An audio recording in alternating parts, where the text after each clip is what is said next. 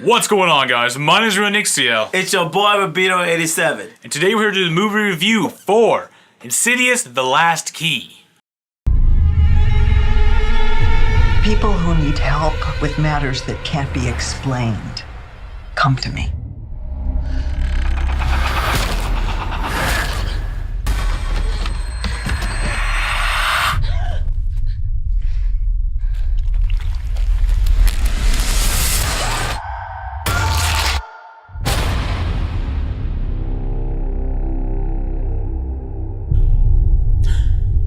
Now, this movie, I think, based on the movie, but the title, is the final movie of the Insidious franchise. It's the fourth movie. It starts, the first two movies are about this kid, Jack, and his son, Dalton, going into the further and astral projecting and being haunted by this demon, the lipstick face demon, right. The one with the red and the black face and all that stuff. Apparently it's called the lipstick one. Right. I don't know why. But then at the end of the first one, Insidious 1, Elise dies. Right. She's killed. Elise Rainier, like Dr. Elise Rainier, who's the main character of this movie and the prequel Insidious 3 to the first two movies. It's a really weird chronological movie. The first two movies are set in the base, and then the number 3 is a prequel, and then Insidious: The Last Key is the sequel to the prequel of the movies. It's kind of like Star Wars. You know how Star Wars is. It's like same thing as Star Wars. Yeah, it's kind of like Star Wars. You know, they started off with the first 3, then they had that 4, 5, and 6, trilogies. Right? Yeah, 4, 5, 6. They went to 1, 2, and 3. Now we're at 7, 8, and 9. So 7, 8, 9's coming out. Yeah, so it's like it's a say. I don't know why. Which I kind of like when movies kind of do that. Yeah, I like exploring the previous story and exploring more about the character themselves, because as we know, in the first Insidious, Elise Rainier, the parapsychologist, or what's it called? She's not a psychologist. She's a parapsychologist. She's a demonologist, hunter, or whatever you want to call it. She researches ghosts and all that stuff. She dies. She's killed by Jack, who is taken over something by the old woman in black, which we explore more about in the Insidious 2 and learn who she is and all that stuff, he or she, whatever it is. It's a really movie. Go check them out. They're really strange, they're really good, and they're really scary as well. Yeah. So it's really good movies. The whole trilogy, the whole franchise is really good. Yeah. So. I mean, for me, I wasn't too much big of Insidious. I know I've seen a couple of Insidious movies, but I wasn't like, oh man, I gotta watch this one. But this one's actually pretty good. So. For me, have to watch every horror movie that comes out, no matter how bad it is. He already knows this, so I dragged him with me to watch all the horror movies. Yeah. But this movie, which, like I said, is the sequel to number 3, which explores more about her, not necessarily her history, but she meets Specs and God, what's his name? Specs and Tucker. The two guys, the one's a nerdy guy with the glass, the other guy's a big guy with long hair and all that stuff, but they're, I don't know, comic book geeks or whatever. Or they feel like one's a geek, one's a nerd, but they're both ghost hunters, and they're all excited about being ghost hunters. They have all the equipment and all that stuff. She meets them, starts using them for the ghost hunting explorations and stuff like that, as she comes out of retirement to help them solve a case, work on a case. This one's a sequel to that one, where they're already working together, and she's called home, back to her childhood home, which apparently is not a prison, because her father was a guard or a sheriff or some sort of security guard. He prison was guard. Prison guard. Like, I think he in prison. Was he the leader of the prison guards? I think he tortured people because he said that he does it for a living. Remember? I don't know if he tortured. You're not supposed to torture people in prison. You're supposed to punish people in prison. Well, you gotta remember, this back in the day. Now, back in the day, I mean, back in the 50s. Well, shoot, they were going crazy back in the day, though. They gotta be. They were doing some things they weren't supposed to be when you say torture people, I'm imagining going there and whipping people on the... I'm pretty sure they were doing that. Really? I think they were doing that back in... Come on now. They were doing... I mean, shoot, he did it to his daughter. You know what I'm saying? He was doing it to his daughter. He sent it down the basement. I'm like, oh, breaking my heart. Elise Rainier had a very bad childhood. Really bad. Being in that time area, like the 50s and 60s, what time was it actually? It was... I was say, what time was it? I think it was in the 60s. I can't remember. I had to think. It was like 58 or something, 57 or something like that, when she was young. She was really young. Like an 8 or 9, 10-year-old, whatever else. And she is exploring her power. Her ability to see ghosts and talk to ghosts and all that stuff. Gives her future. Yeah. Her parents are afraid of this. Her mother understands it, kind of. Yeah. But her father hates it. He absorbs it. He's trying to get her to just quit the whole lifestyle. He's very religious. Like, he doesn't believe in that stuff. He thinks that's voodoo. He's like, ugh. Yeah. He punishes her severely for it. She ends up running away from her family at the age of 16 or some point, and then it's her life. She becomes She uses her gifts to start talking and helping other people who are experiencing issues with ghosts and all that stuff, which leads into the first, or Insidious 3, then Insidious 4. She was a part of Insidious 1, of course, she died, and these all loop back around. The end of Insidious 4, she actually leads back into the first Insidious, which I don't think there'll be another movie, because not involving her anyway, because... Well, they did say that, I know some of the reviewers saying, like, it was a good movie, but I think it's time to end it. Like, it felt like the end of it. It was like the end of the course. It's kind of like, come on, man. Like, there were elements that could say that you could continue it. Yeah. At the end of every Insidious movie, you will notice they have the demon or some monster pop up right as the credits start rolling. Right. It happened in this one too. Right. With the lipstick face demon. Of course, we already dealt with that one in Insidious 1 and 2. Right. Or Insidious 1 technically, and part of Insidious 2. But anyway, maybe Insidious 3 was that involved in there?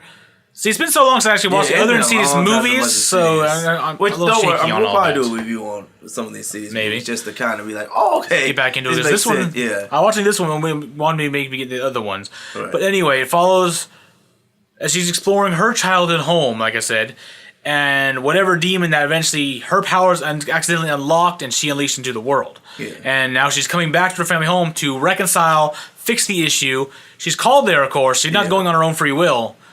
But she's going there to fix the issue that she started and she unleashed as a kid. She's pretty much trying to face her fears. I mean, that's face crazy. You know what I'm saying? Kind of. You know, her having to go back to her old house where she was abused. That takes a lot of courage. You know what I'm saying? Especially her going through the rooms like, oh my gosh, I remember this. I remember. Well, she was that. having a good time for a while. She was remembering all the happy memories, like this doll and this thing here. But there was more bad memories though. There was a lot of memories. Like there were way on more the bad wall, memories. you could see her handprints where she was forced to stand there with her hands against the wall as he whipped her and all that stuff. You could see her darkened handprints on the walls and all that stuff, which I don't know why that was still there.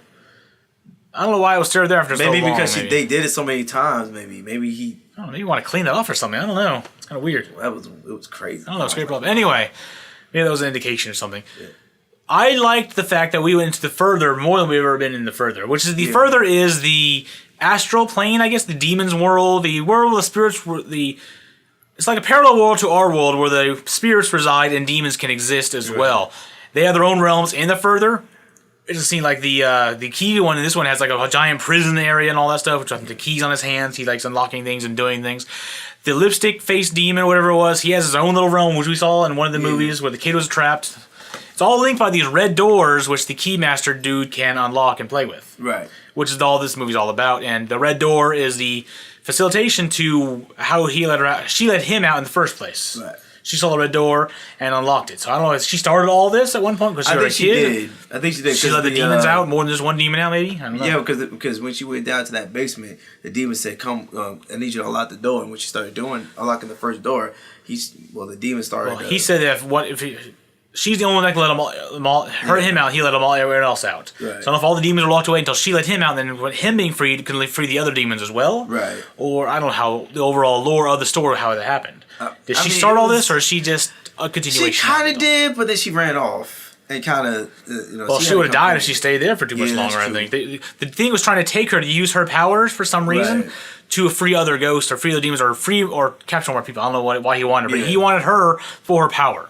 Right. For whatever reason.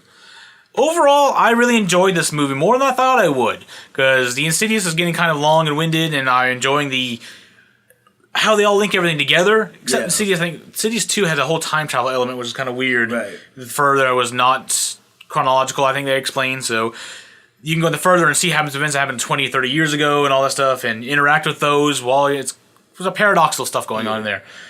But this movie was really interesting. I like watching her childhood and her experiencing her personal demons rather than other people and her just trying to get involved with all that. So, good movie overall. Did you enjoy it? I mean, I'm not gonna lie. I didn't know what to really expect. I didn't really care for Insidious.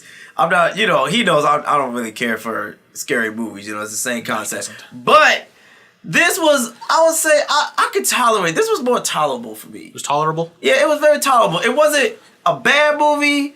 It wasn't like good or great. It was okay. Like I enjoyed. I wouldn't say I enjoyed myself, but it was like it got. You enjoyed yourself enough not to walk out and fall asleep or something. No, not even that. Like usually, if I see a bad movie, I'm gonna get up and say, "Yo, this is garbage." Yeah, he know me. If I'm pissed and mad that I sat through this movie, he'll know. But with this one, I kind of was like, if that, I don't really care for it. But at the same time, I did like what's her character name? Who? What's her name? Which one? Oh, Lynn Shay. She who played Elsa. Elise. Elise, I'm sorry. Elise, I'm sorry. This isn't Frozen. Elise, my bad. Elise.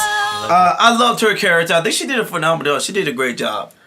She did. I really liked the way that she was going. You know, she had to face her fears. And I like seeing her as an old, fragile woman, but at the same time powerful enough to do what she needs to do. There's a scene in this movie where it depicts how bad her childhood was, where she takes her shirt off, facing away from us, of course, and you can see all the whips and scars and lines in her back from her being beaten as a kid. I think that was really powerful. I was like, wow. I think one of my favorite things was the two nerdy guys, and they were like Tunker and Spence or something. I think it was. And I'm telling you, Elise, Specs and Tucker. Oh my god. Elise was more brave than they were. They were like, we ain't doing it.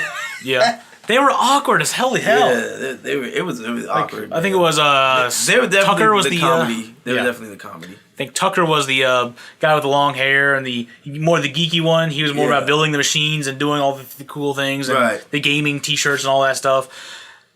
The way he tried to get with one of the girls in there, it's like, hey, what's going on? It's just walk up her and do his hair back and all that stuff, acting all cool. I thought they were 16 years old, to be honest with you, when they acted did like they act like they're in high school or something. I know, that's why I was kind of weird. I was like, it's very awkward. I was like, dog, you know, they're probably like 16 years old, and they've kind of found out they're like. They're 30-something. They're 20, 30-something. They're old. Not old. No, I don't have to say 30. I say 25. I think 25-ish? Maybe? I don't know. They were the two guys. They would look like they were in their 30s. The other two. Yeah, I was talking about the guys. You know the girls? Yeah, the girls look. They look like. They look like they were 25, 26. I would say lower 20s, like 21, 22-ish, somewhere in there. Yeah, that too. Maybe. Yeah. Oh. Imogen is apparently Elise's brother's daughter. Yeah. So her niece, I guess? Yeah. Whatever. Yeah. She also has. Yeah, they're both her nieces, but that one, Imogen, her name, right, actually has powers which she's trying to hide from her father. That's right. That's right. Because Elise abandoned the family, abandoning the brother to the father and all this stuff, and he never forgave her for that. So she had two daughters, and when she went into the town to reconcile with the demon and fix all the issues there, she tried to get with her family, and they have no part with her as well. So that was crazy. That's another element added to it. I wasn't really expecting that. That was one thing I wasn't expecting. I thought the two girls were going to be like girl, you old as heck. We don't want to talk to you. That's what I thought. It was awkward at first. It was really awkward, and then all of a sudden, to see the guy, I was like, oh. But how does she know about this? Like maybe it's her gift or something. She walked into the bar, saw them there, and walked over. I know you. How do I know you? And then she started talking to them. Maybe they look like her brother. Maybe that's what it was. Maybe there's some of his I don't know. Hey, but at the same time, you know what I'm saying? If you have a family member, you know what I'm saying? I'm thinking if they be her gift. It's like she felt a drawing connection to him because Imogen had her ability as well. She was psychic too. You know what? You're right. So maybe she felt that connection. Maybe I don't know. Through one of them, because she said I could see ghosts too, which was kind of weird. Later, afterwards, she said all that. It was kind of like a big surprise. I kind of wish they would have brought that in a little bit better. I don't know. Maybe they could have told it a different way. Just for me, like it was felt just like a Deus Ex Machina. Like Elise was trapped; she was on the verge of losing. Yeah. All of a sudden, this woman Imogen comes along, and she has powers now too. And that's actually the way they can save her and fix the issue. Yeah, that would have been better. I would have liked that bit better. So I don't know. But overall, it's not the greatest movie. Not the greatest. It was a decent movie. I enjoyed myself watching it. I would say this: if you like the Insidious franchise, definitely get this. This is definitely a good part of your collection. I would say that. That's all I gotta say about it. This was our first movie of the year. Yes, it was. This was the first movie of the year, and it's not bad. I'm not gonna lie. I was actually thinking it was gonna be bad. Off to a great start. I'm not gonna lie. I thought it was gonna be garbage because a lot of these scary movies, the same concept: going into a haunted house. Woo! You can only do ghost but this was so much. Yeah, but that's what I'm saying though. That's why, when it comes to haunted movies, you have to be creative somehow, or get me to pay attention. That's why I want to go see every haunted movie. I like seeing how people can change the status quo and change the overall story to make it their own while still following the ghost dogma. I think it just depends on the story though. There's not too much else we can say about this movie. Go check it out in the theaters now, or wait till it comes on DVD or Netflix if you wish. I would, if I were you, I would. That's his rating for it. I would wait till DVD. I don't really recommend going to theaters to watch this, to be honest with you. If I wasn't, I wouldn't go see it like that. But it wasn't bad though. This is a scary movie, and I hate scary movies. But this one's actually was like, okay, I like it. This is good. Alrighty then. Well, I'd like to thank you all for watching this episode today. We hope to see y'all next time. Go check out Rubino87's page, YouTube page. Links down in the description below. He does, I guess, top fives. Top fives, Nothing in a long time. vlogs, and I also do movie reviews also on my channel, and shows, and whatever entertainment besides gaming. Go check out Fear About Gaming, speaking of gaming. Yeah. It's our gaming channel where we do gaming news, gaming content, let's plays, and other stuff like that. Anything game related is going to be over there. So go check it out. Some good stuff on there. Thank y'all for watching. Hope to see y'all next time. It's your boy about being over at 7. I'm Real Nick CL. And y'all catch y'all later. Bye. Peace